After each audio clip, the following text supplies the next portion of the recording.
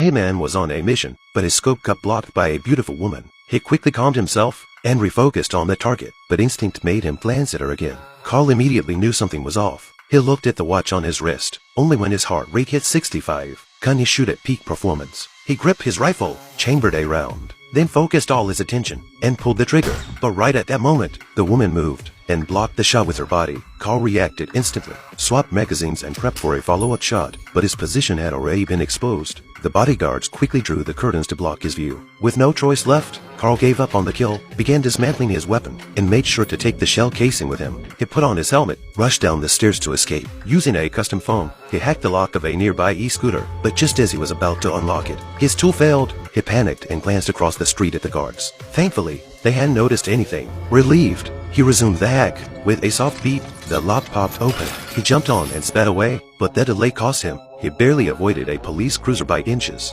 He ditched the magazine, swerved into a narrow alley, tossed his gear into a garbage truck, drifted around a corner, and narrowly dodged another patrol car. He ran up a pedestrian bridge and casually tossed his helmet into the river. Just like that, he erased every trace of himself in the city. Next, he walked into a convenience store, claiming to use the restroom. Inside, he changed clothes, washed off the smell of gunpowder, and sprayed himself with half a bottle of cologne. Once cleaned up, Carl headed straight to the airport. Soon, he arrived at his doorstep, but something was wrong. There were the unfamiliar footprints by the door. They clearly weren't his wife's, and cigarette butts were scattered everywhere. Someone had been watching his house. Carl rushed back to the car, grabbed his handgun, and approached the house through the bushes. He spotted more strange footprints. His gut told him something bad had happened. His wife was home alone. Terrified, he sprinted toward the house, searching every room. But no one was there. Furniture was overturned, and there was jam smeared on the wall. His wife had clearly been attacked. He grabbed the home phone and dialed her cell. Next thing, Carl was at the hospital. The doctor told him his wife had suffered major trauma and was still in surgery before passing out. She said a man and a woman had broken into the house and assaulted her. Carl immediately thought of the call they got at the airport. Is that what you suggest? I informed the client. It happened. This is a problem.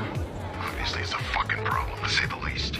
Only one person knew his home address, his boss. He created a fake identity and flew to New Orleans. At the airport parking garage, he stole a van. He had 6 safe houses there, each one packed with weapons and multiple fake IDs. He grabbed a new pistol, kicked a fresh passport, then pulled a fake license plate from the shelf. Now, aside from his loaded gun, everything about him was fake, but his boss lived in a highly secure apartment. How would Carl break in?